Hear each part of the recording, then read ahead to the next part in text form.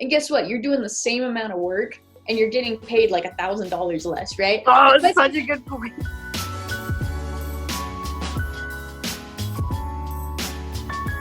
Hey, I'm Becca with the Happy Ever Crafter, and there's this debate among artists who do large-scale signage, so murals and windows and big menu boards and stuff like that. And that debate is whether or not you should charge hourly or by the square foot. Now, this is a very nuanced topic, and it seems that most artists do it completely differently. So today I brought on 4 of my favorite large-scale signage artists, and we're all just gonna have a candid conversation about how we do it and what we think the best ways are. This is gonna be really, really helpful if you're a beginner. I wish I would have listened to this conversation before I ever started, and I think it's gonna really help you. So let's jump right in. Guys, welcome to the great pricing debate. Okay, so honestly, for everybody watching, this all just came to be because I last week was messaging each of these people individually about how they price their signage work, and they all had different answers, some sort of similar but mostly different. And I thought this would be a really good conversation to have publicly so that people can watch, because it's overwhelming and there's so much to it. And I think that there's just like so much little subtle nuance that, you know, you can't really explain in like an Instagram post or an Instagram story. So thank you all for coming on here, especially at such short notice. And, you know, just exciting debate times. Good topic. It'll be fun. Yeah. So I think we should just jump in. I'll throw it to each of you to like say who you are and where you are and stuff like that. And then we'll just get in right into the good stuff. So on the side of people who price sort of hourly, we've got, and I say sort of hourly, people will understand that soon, but we've got Haley from Type Affiliated. Welcome, Haley. Can you tell people who you are, where you are, that stuff? Yeah, so my name's Haley Berry. My business is Type Affiliated. I'm in Provo, Utah in the United States, and I'm a lettering artist who does a lot of sign painting and murals as part of that. Amazing. Okay, and on Haley's team, also, we have Jessie from Cabin Calligraphy. Jessie, where are you? Ontario, Canada, like Becca. I'm a little bit farther south than her. I'm just outside Toronto. So our markets are a little bit different, which is kind of nice. And I'm Cabin Calligraphy, so I do a little bit of everything. Not so much niche to murals, but do a lot of on-site big scale projects where pricing big jobs comes in handy. Yeah, cool. Okay, so that's team hourly-ish, and now we get into team size-ish. We have Jasmine from Jasmine Designs. Jazz, where are you? Hi guys, I'm probably the one that had the biggest commute. So I'm, as you can possibly hear, from Melbourne, Australia, down here, Aussie, other side of the world. I am Jasmine Designs, or JH Designs on Instagram. I do a lot of mural work, sign writing, kind of similar to Haley. But yeah, I have been doing this for 14 years, something like that. And yeah, nothing better than getting a big blank canvas. Yeah. I think that's probably the only thing we'll all agree on this call. Okay, and lastly, Terrence from Tinlun Studios. What's up? I'm Terrence. I'm from Houston, Texas. I'm a little bit newer to the large format scene, but I've been a long-time designer, videographer, photographer, maker of merch. What did you say to me yesterday? All the creative things? Just all of them. Yeah, I can't help it. Yeah, but you probably have the biggest chalkboard out of all of us, though. Mm-hmm. Yeah, definitely. Maybe. Yeah, he knows his way around a chalkboard. So, okay. I honestly don't even know where to start because there's so many places we could start. But I think that we should maybe start with the hourly discussion because that's where most beginners are taught to start. So I'm going to throw it to Jessie first. Jessie, okay. Let's say a client comes to you and says they want, they just come to you and they say, I love your work. I have a restaurant. I have a wall. I want a mural. Where do you start? So first a discussion just about the overall brief. What are they looking for? The main questions I ask if it's going to be a mural project: how high up is the surface I'm working on? Because there's a big difference between whether I'm standing on my feet or I'm standing on a ladder, or if scaffolding or a scissor lift is required.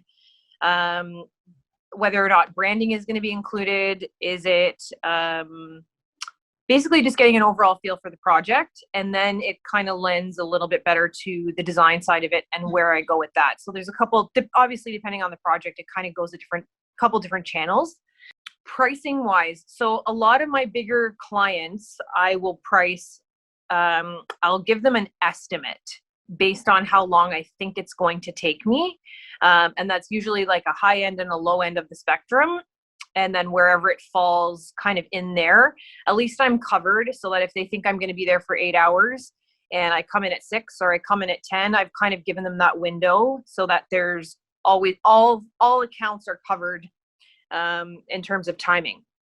So just to be super clear, do you tell them, here's my hourly rate and here's how long I think it's going to take? Or do you tell them, here's the total project price no matter what?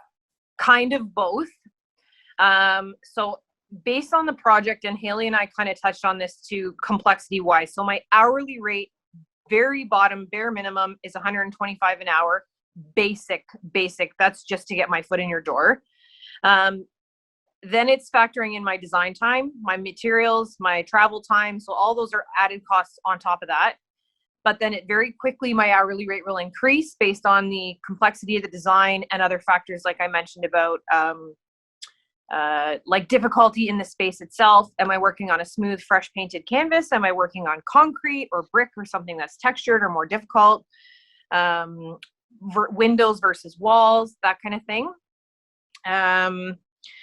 And then from there, so let's say I know, I mean, this is a familiarity thing too. I know pretty much how long things will take me regardless of what the concept or the design is. So I always have in my head, say a project is going to take me, what I think is going to take me 8 hours. And I know my rate for this particular project is going to be $200 an hour. So I'll calculate it that way, and I'll give them an overall cost, and then say it's going to take me between 8 and 12 hours, or it's going to take me between 6 and 10 hours, whatever. But I give them that final charge. But then on their bill, when I invoice them, it's not a flat rate. It's broken down by the hours. So regardless if I go over or under, it's still going to be that cost. Okay, so if you told them it's going to be $1,200 and it takes me X number of hours, if it takes you a couple more than that, you're not adding on those extra hours it took you? I will, but that's why I always do the estimate a little bit below and a little bit above, so that it accounts for that. So you give them multiple different prices that it like could be, you mean? I price them for the highest price point. Okay.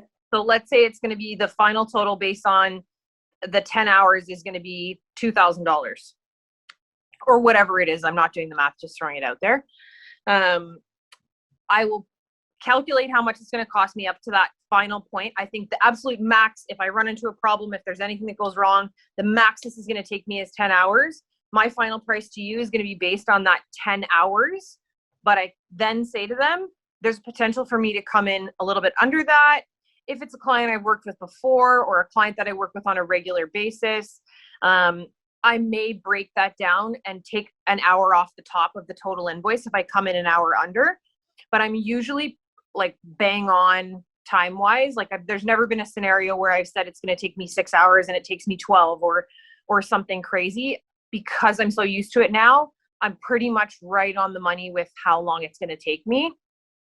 I haven't really had the issue of overpricing or underpricing something, just based on the fact that I know experience-wise now how long something's going to take. Okay. So in the spirit of this being a debate, let's go to the other side now. Jasmine, based on what Jessie said, what are your thoughts? How do you do it differently or the same, or what struck you about what she said? So there's some key similarities and some really key differences. I still definitely have the design time, the materials, and the kind of ladders or scaffolds or anything that needs to be accessories wise needs to be added on to to the mural job. But when it comes to actually pricing the wall, I base on square footage, because to me, that's the least movable object. I have had many times where I will either come in over or under. The main key reason why I don't do hourly is because I think I'm better than I am. When I'm pricing things, I'm like, oh, I can do this in like 3 hours, and then it's 17, and you die a little inside. I will say that I do kind of estimate smaller jobs like signs and everything like that, and go, oh, that'll take me about 3 hours. That'll be $450. Okay, cool, no worries. But when it comes to a large wall, the time is movable, and the time ticks faster when you've got a paintbrush in your hand. The other thing I would say is, if I'm going into a job where pricing hourly kind of puts it in a battle to me, in that the client wants me to work faster and be cheaper, and I want to take my time and cost more. So already we're at two different ends of the aims spectrum, of kind of going, okay, what is the core thing we want to get out of this? I want something that's beautiful and I get paid a lot. They want something that comes in either under a budget or saves them money and looks beautiful and is done quickly. So already we're at odds. That's kind of how I would say the hourly pricing of that sort of thing scares me. Okay. Back to the other team now. Haley, do you have anything to say about that? What instances have you run into where if you're pricing hourly and the client knows your hourly rate, like do you find that that's an issue? Okay, so I have a lot of thoughts about this. So first off, I agree with a lot of what Jess says, which is that as you go into this, you really need to have that experience to know, like, hey, this is about how much work this is going to be.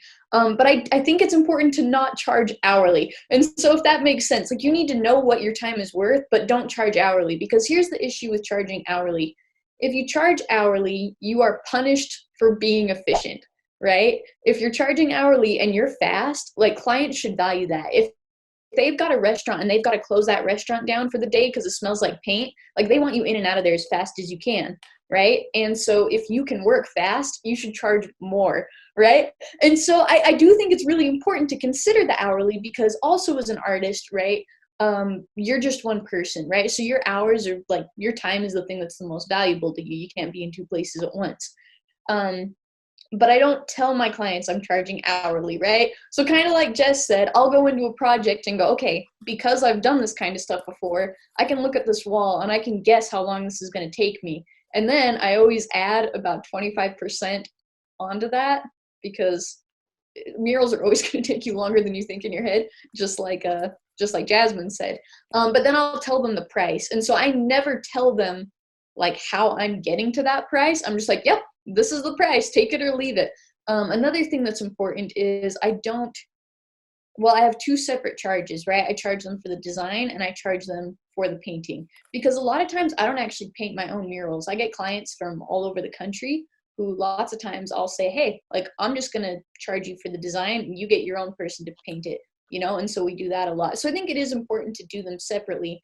And also, it's such a tricky thing, right? Murals, they're just never going to be the same too, because like the usage is going to be different, right? If it's in someone's house, guess what? It's going to be cheaper than if it's like in the Adobe building and it's going to get tons of traffic, and if it's promoting and marketing a brand and helping someone make money, right? So the value there is different as well. But I think the same thing goes for size, right? Like, size is really important, but like the example I always use is if I'm painting a single word on a 20-foot wall, right? Maybe if I'm painting the word like hello on a 20-foot wall, I can do that faster than I can paint like a whole paragraph of words on a 5x5 wall, right? So I think that's kind of the issue with size, is that sometimes that can get thrown off. But there have been a couple times that I have priced by size, but the lesson I guess I've learned there is, again, don't tell your clients that you're pricing by size. Because the experience that I had is both the times when I tried to price by size, like I came and was like, hey, you know, it's going to be $50 a square foot. And the very first thing the client does is they're like, oh, well, we can take a foot off here and a foot off here and make it a little smaller. And guess what? You're doing the same amount of work if it's, 2 feet shorter and you're getting paid like $1,000 less, right? Oh, it's such a good point. Yeah.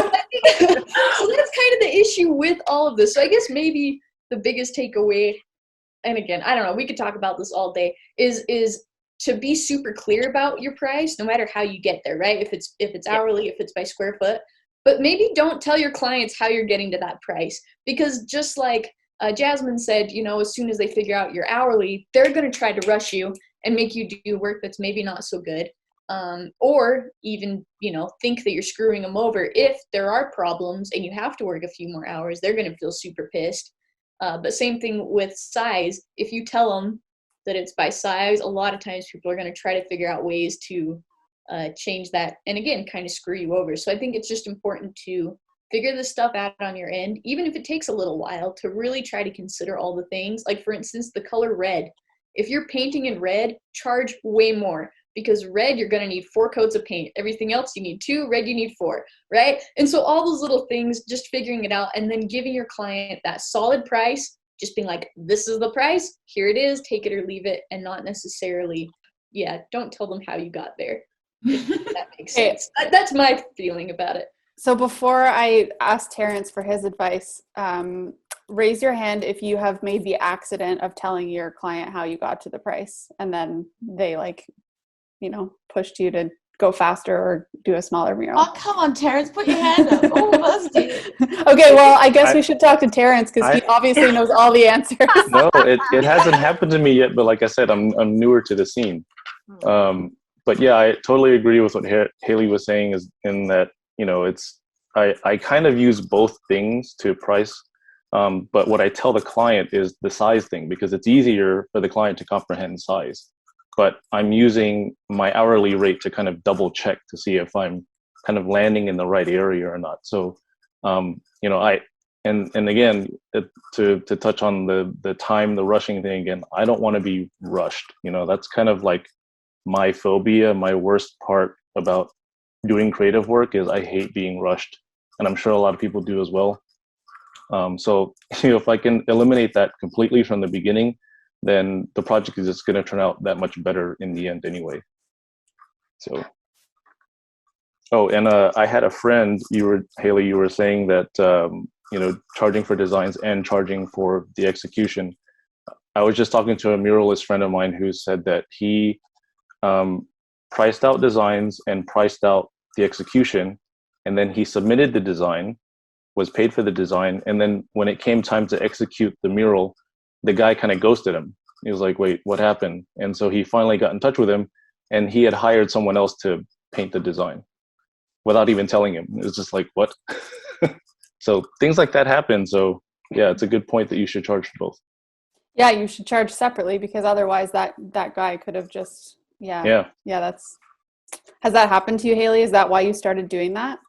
No, but I also would say that's why you have a contract, right? Like, I always put that in my contract, like whether or not I'm painting it or they're hiring someone else to paint it, like it's in there, so that if that does happen, like they have to pay a fee, because I had them booked into my calendar.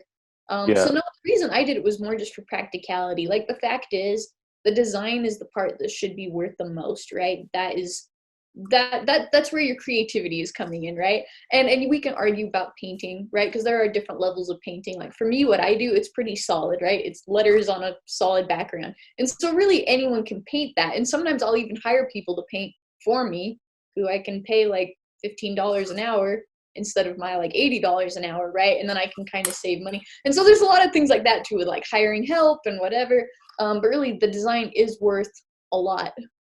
And if it's custom and hand lettered and done right. So I always kind of bill separately for those.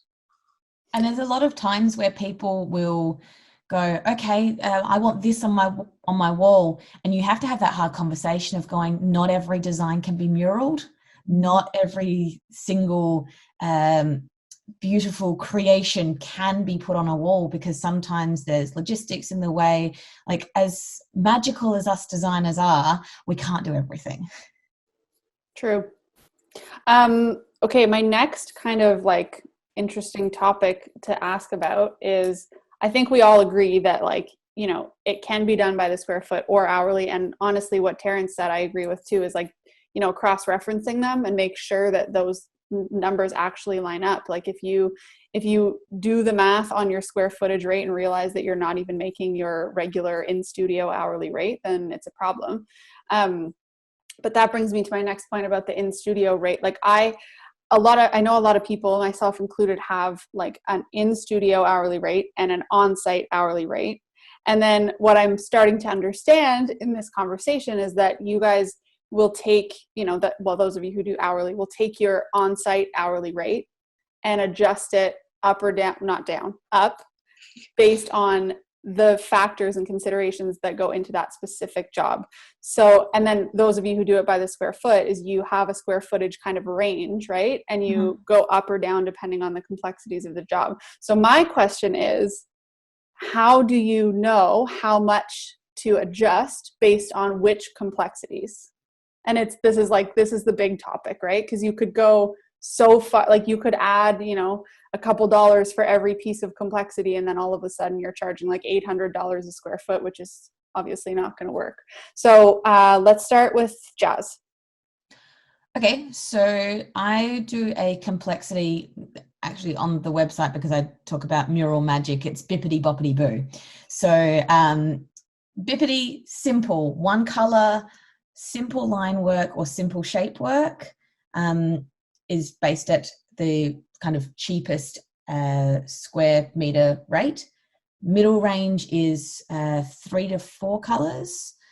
Medium complexity, so that's the medium rate, and then the highest one is full color palette, full complexity. But I really make sure that I put down in the disclaimer that the complexity is defined by the designer, not the client. Because otherwise they're going to turn around and go, oh, well, it was a lot simpler. And I'm like, great, you do it. Yeah, everybody write that down. Put that little asterisk in your quote. Like, the complexity is defined by the designer, not the client. I define how hard my job is. Crazy.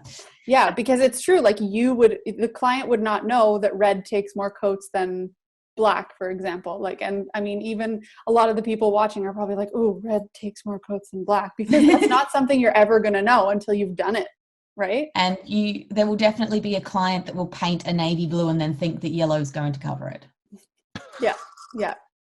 Okay. Yeah, I mean, that answer is helpful, but we still avoided the question of, like, because you said, your middle one is medium complexity. So, like, how do you define complexity? And I know that, like, of course you're going to have to do it specifically for every single job, but let's go to Haley, because she's like nodding feverishly. Like, I have an answer for this. How do you, like, what factors are you going to look at instantly and say, okay, I'm upping my hourly rate for this one? Well, so like for me, again, as a lettering artist, so I actually, the very first pricing info I ever got was from a really good sign of mine who's a sign painter. And like classic sign painters, they charge per stroke, which is kind of cool, right? And so they count like how many times do I move my hand, and that's how I'm going to charge.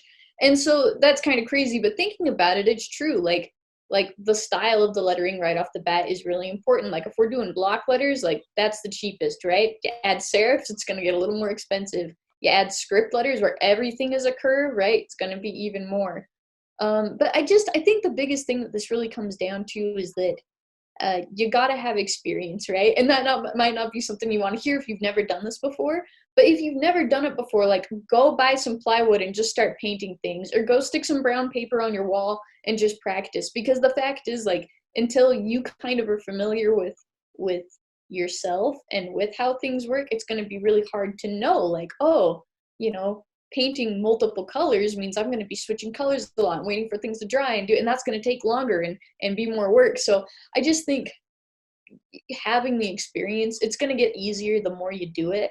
But if you've never done it, just find a way to kind of practice it and figure it out in the beginning. And then you'll know after that, like, oh, that was not worth it, right? Like I always say, if you feel sick after, right? If you get your check after a project and you look at it and you want to throw up, that means you didn't charge enough, right? And if you feel good, then that means that's good. And you could maybe even raise your price. Mm-hmm. True. I think it's really valid saying that, experience isn't someone has brought you on to a mural or you've done murals in the past. experience can be self-initiated. Yeah. Yeah. And that's not just for large signage stuff. That's for everything. Like if you don't have a client coming to you, it's just be your own client and start making stuff. Yeah. Going back to the whole checking your pricing with your square footage or whatever thing, you could even, like Haley said, just put some paper up on the wall, 2x2, and do something of some sort of complexity and see how long that takes you, and then see how you would price that art. And then kind of, the more you do that, the more you'll kind of figure out, okay, like this, to me, this is considered medium, and this checks out with this price and this size and whatever, and you can nail it down that way.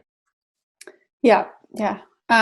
Jesse, let's go back to that example Haley said earlier, where, if you have a 10-foot wall and you're painting an 8-foot one word across the whole thing versus a 10-foot wall and you're painting multiple little words with some illustration and whatever, how do you adjust your hourly rate for that? Like, you just know in your head from having experience that one's going to take you a lot longer than the other?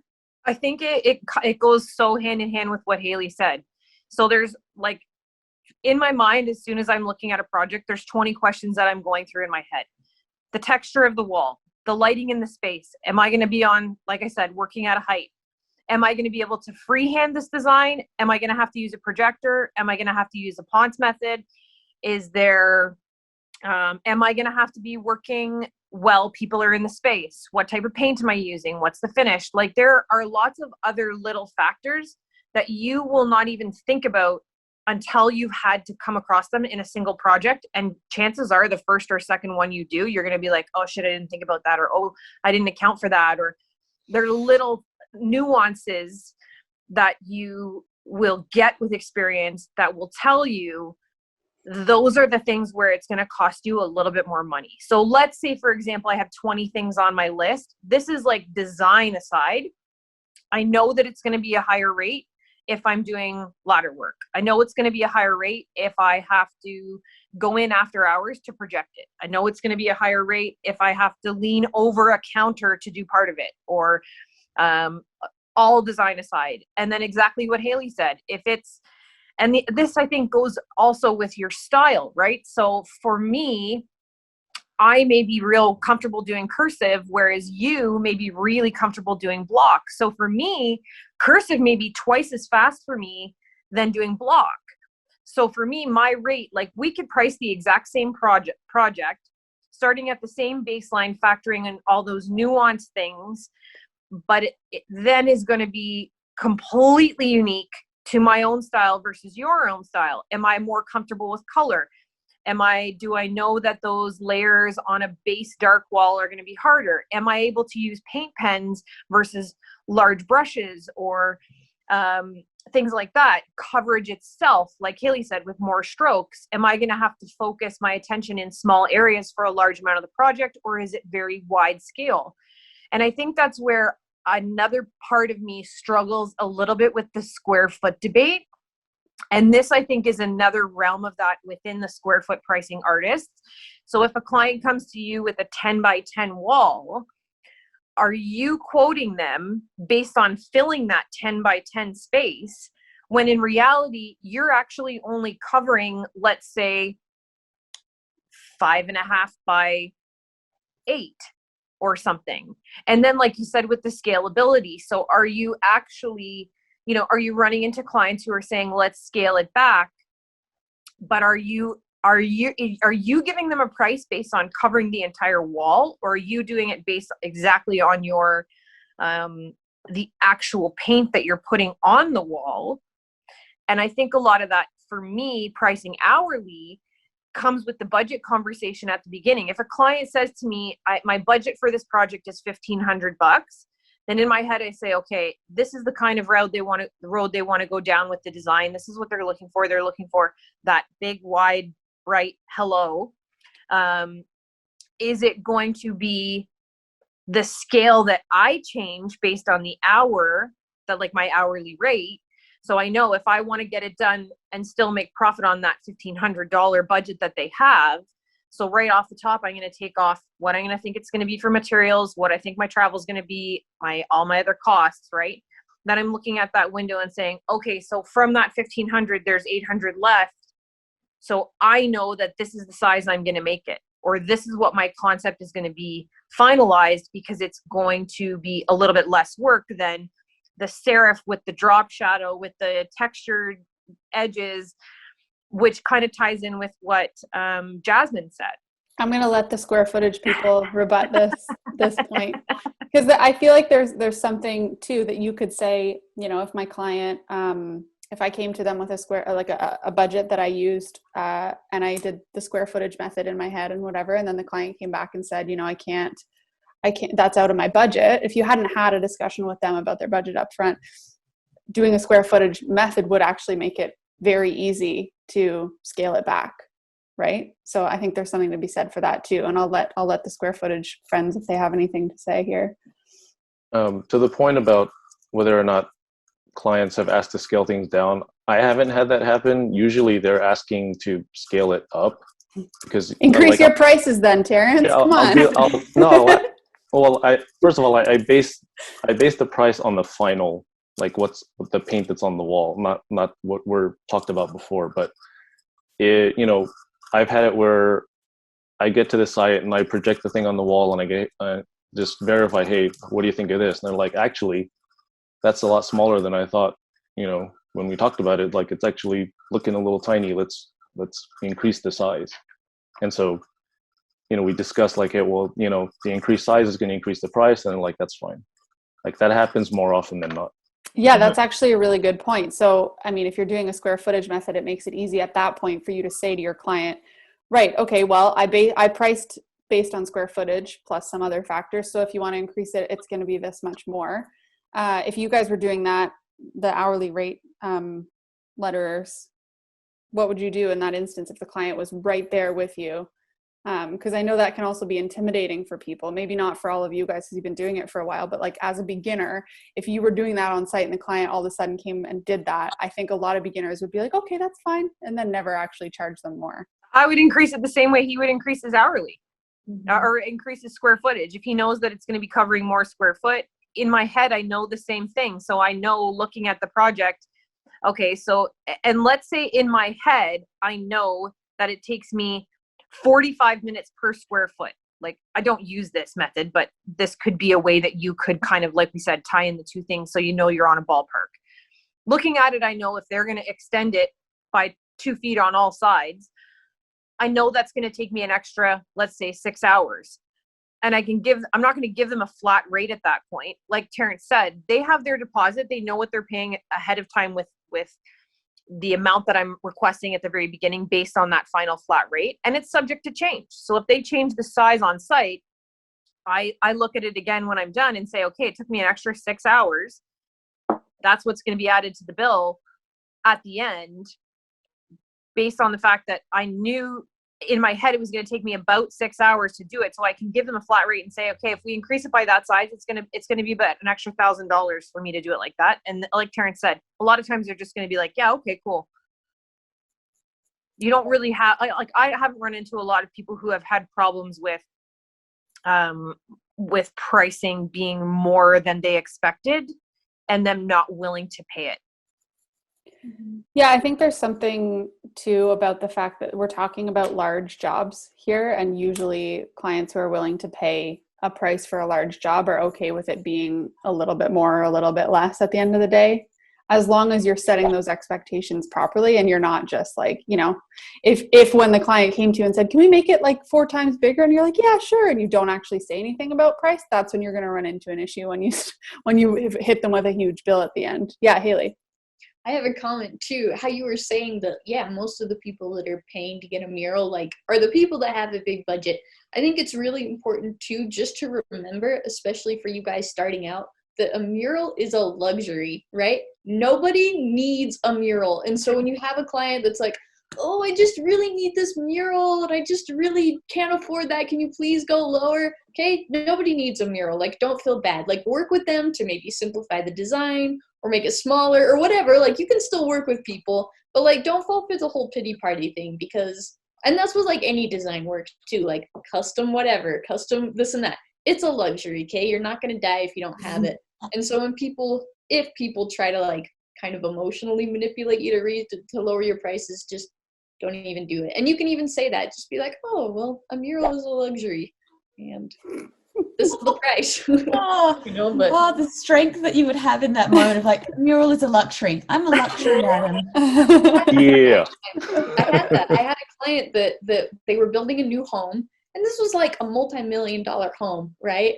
And she'd hired me to design this mural. And again, this is another reason why it can be really important to get your deposit at the beginning, and why I charge separately for the design. She had put down her deposit for this design. We had designed it, and then it came time to paint it. And she goes, oh, we just looked and we actually went really over budget with some of the stuff that our builder did on our multi-million-dollar home. Can you give me a discount on the mural? And I was like, no. You know, and then she's like, oh, but we really want it. Like the game room in the basement's not going to be complete, you know? And I was like, I'm sorry. Like if you could spend millions of dollars on everything else, like I'm not going to do a discount. Like your tile guy's not going to give you a discount just because you want nicer tile. Like no way, you know? And so that's important. Like other industries are not giving people a discount just because they want it, right? And so neither Way to look at it.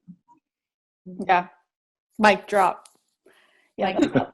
I'm curious if either of you guys who do the square foot method, did either of you start with hourly and then switch to square foot later? I think I've always comboed. I think I've always kind of gone, okay, like when you are quoting the mural, you're going, okay, it's this much by this much. So that's approximately falls into this category, that falls into like $2,000. And a lot of the time, like today, I'm actually kind of going over the mural that I painted over the weekend and going, okay, so that took me around about 16 hours. And if it was based on the square footage that I use, the square meterage that I usually use, did that come out the same amount of time as the hourly pricing? And you have to keep going back and fact checking yourself and making sure, okay, was that the right way? Was there something I could have done better? Was there something that I would have changed? What did I learn on this project? And use that information to keep going. But yeah, I think I started with square footage and then checked with hourly, and probably switched a lot of it as well. Like I would charge something on hourly and then go, okay, what would I have done it as square footage? So going back and fact checking yourself, still keep charging the way that you charge, but keeping informed and knowing that you're constantly increasing your worth by the more murals that you paint, because you're constantly learning.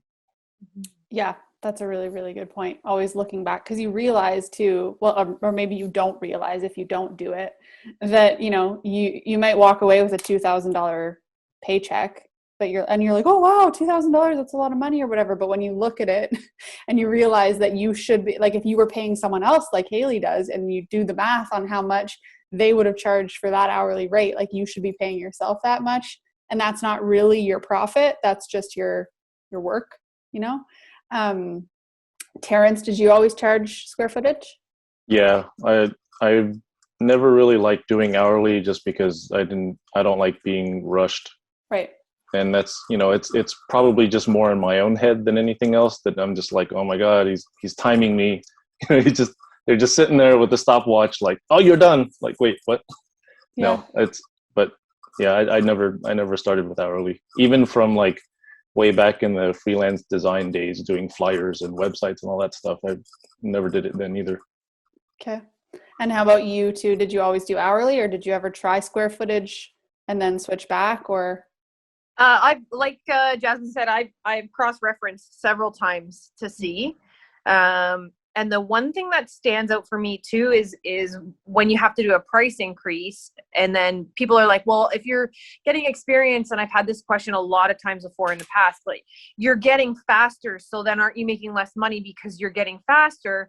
Well, no, because what took me 5 hours at $100 before maybe takes me 2.5 hours now, but my hourly rate is $200 now.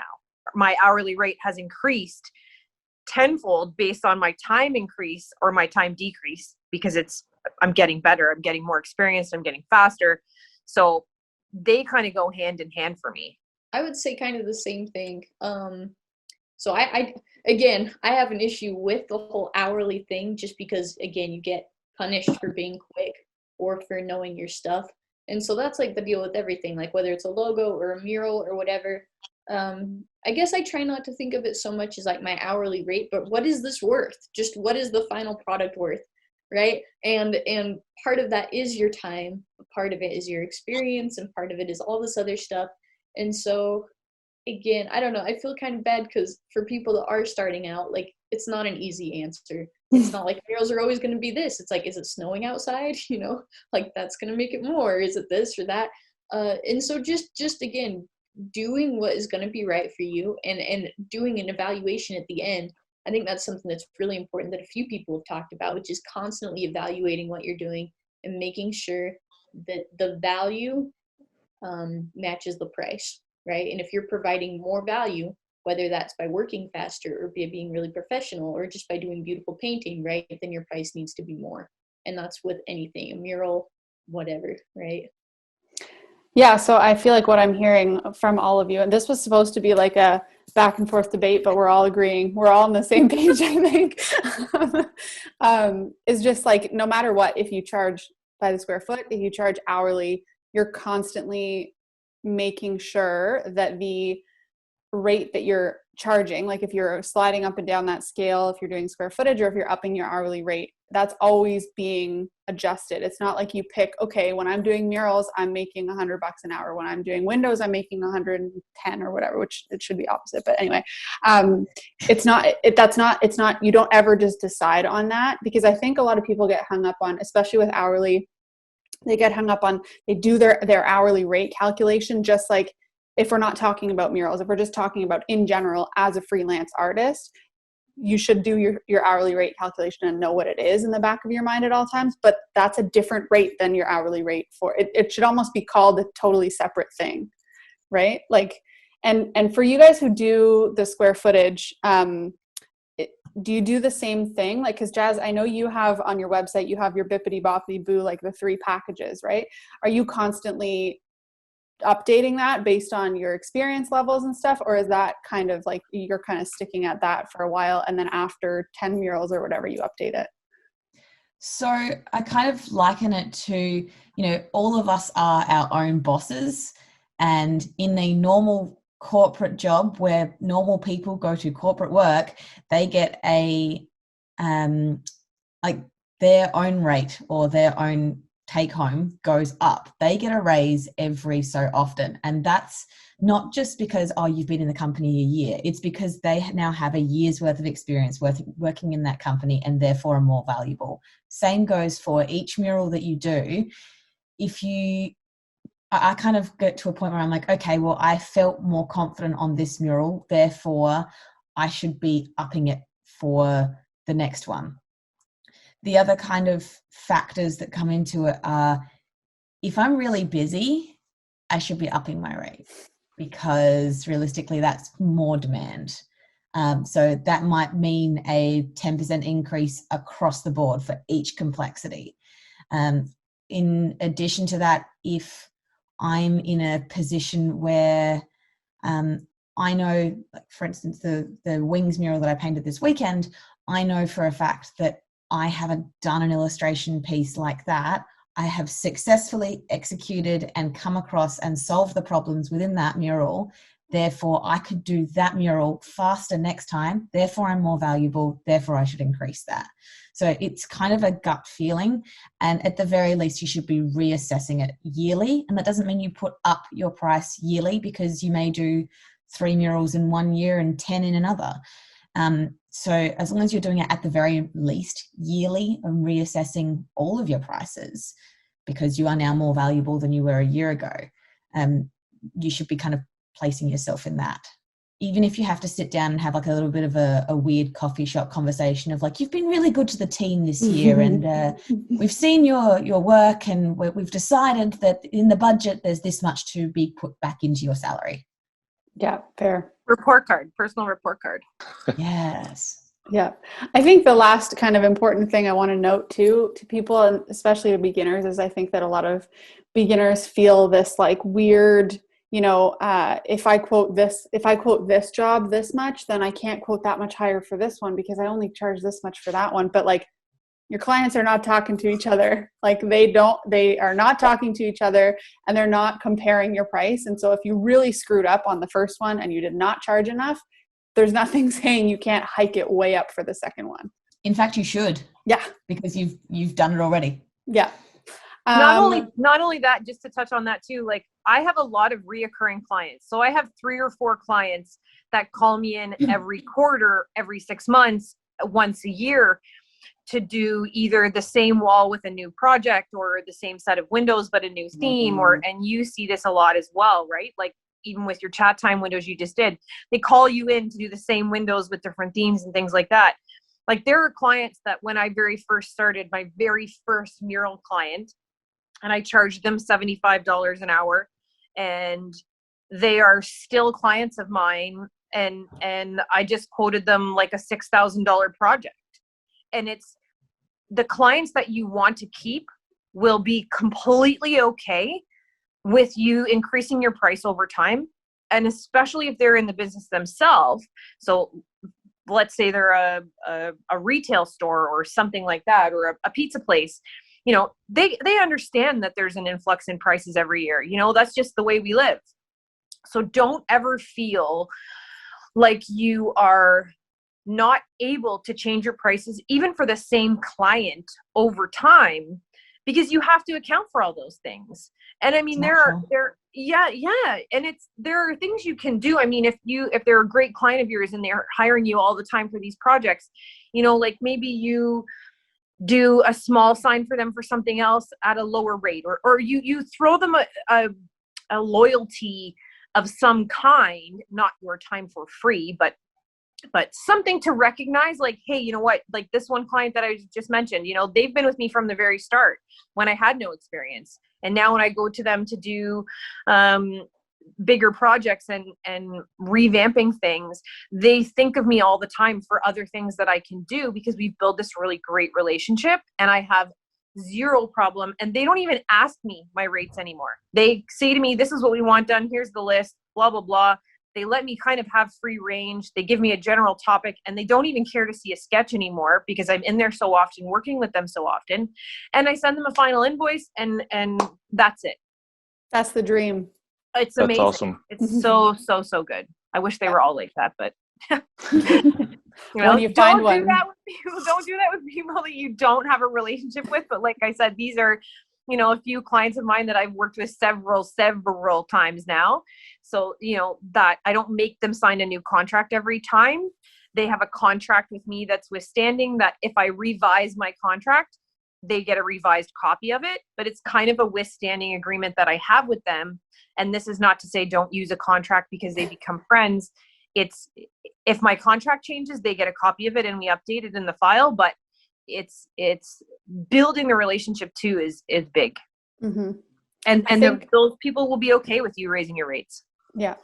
I think Definitely. a big part of that is delivering on your promise. So if you're going to charge premium rates, you have to be able to deliver, and setting the expectation and communicating properly. Like, I think most beginner problems and things that you're going to run into are things that could easily be avoided with communication. And even if that means that you make the mistake and tell your, you know, like, I don't want people to worry about accidentally revealing their square foot price or their hourly price to their client. Like, it's not the end of the world. All we're saying is don't come, if they come to you for a quote, don't say, okay, I charge $25 an hour, let's do this, you know.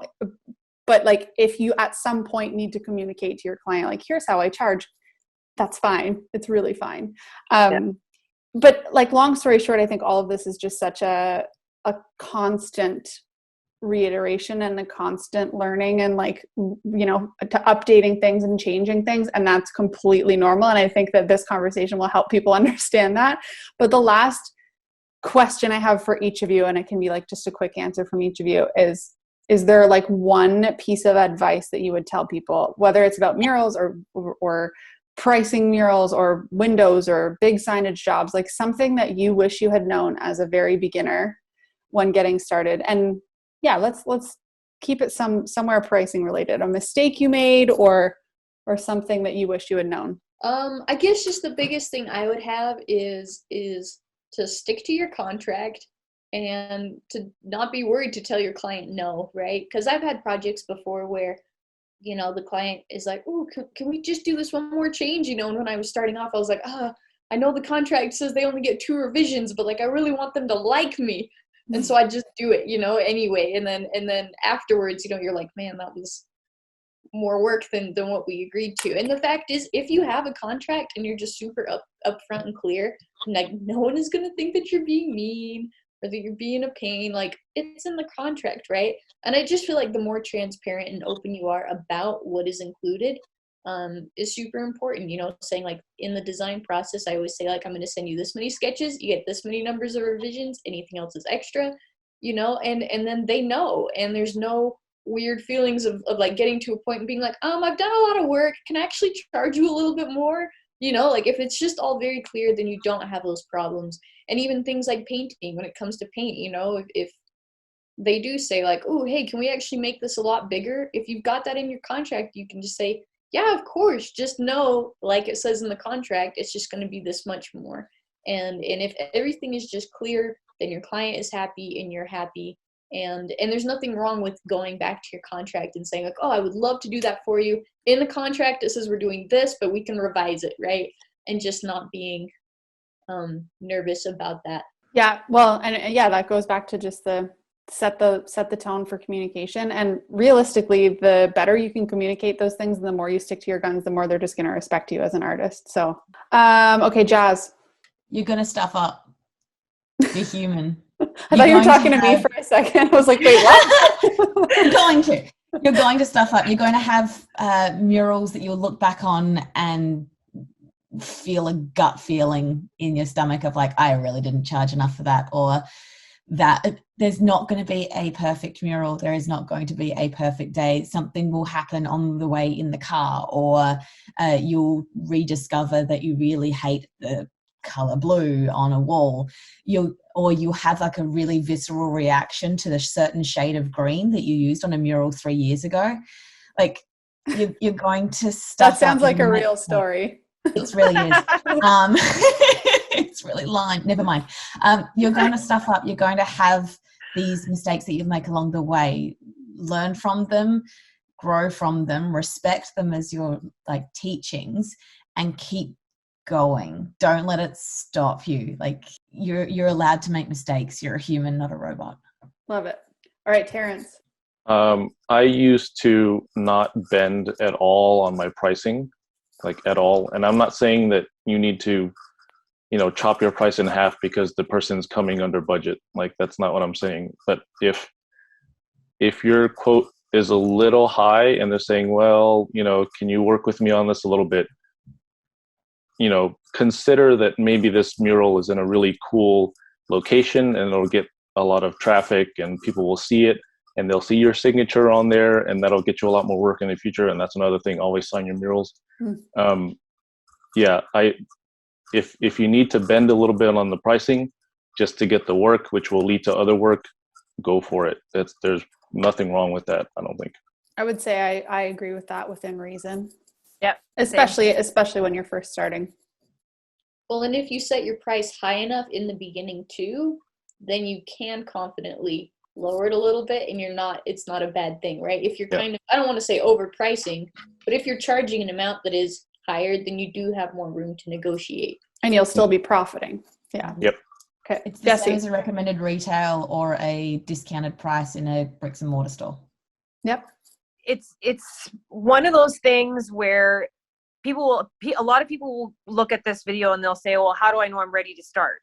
And it's one of those things you just kind of have to start, and then your experience will come with time. The pricing gets easier over time. I think for me, it's give yourself time. Give yourself time to adjust to how to deal with clients from moving from a desk rate to an on-site rate. How to give yourself time to like allow yourself to grow within your own process. Don't be so focused on being so successful on your very first one, which I think really goes hand in hand with what Jazz said. Like, don't be too hard on yourself, and don't just be confident, and don't underprice yourself because you don't have the confidence or you think you don't have the experience. If somebody is coming to you to do the mural, they believe you have the experience or the confidence. They wouldn't ask you if they didn't think you were capable. That's for starters. So even if you're not sure if you're capable, like Haley said, practice, get yourself some, different materials, plyboard, practice on your windows at home. Give yourself time. That's the biggest thing, I think. And let yourself make the mistakes. Yep. My piece would be to bring twice as many materials as you think you're going to need and give yourself a lot more time than you think you're going to need. That's a lot of information for people. I think that's going to be really helpful. Although it seems like there's still a big debate that could happen. It's all friendly debate, and it's all like, we all agree with the end goal, which is to not undersell yourself, and no matter what process you use, to cross-reference it and make sure that you're actually profitable and that you're actually, getting paid what you're worth, and not, just getting screwed over because you're an artist, and artists don't need to make money.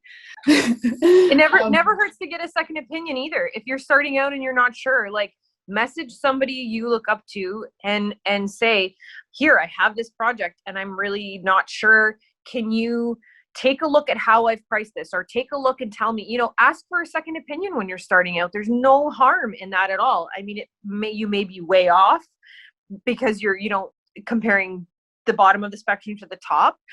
But most people who are at the top, even if you're asking them starting out, they'll give you a good indication of whether or not you're on the right path with your pricing.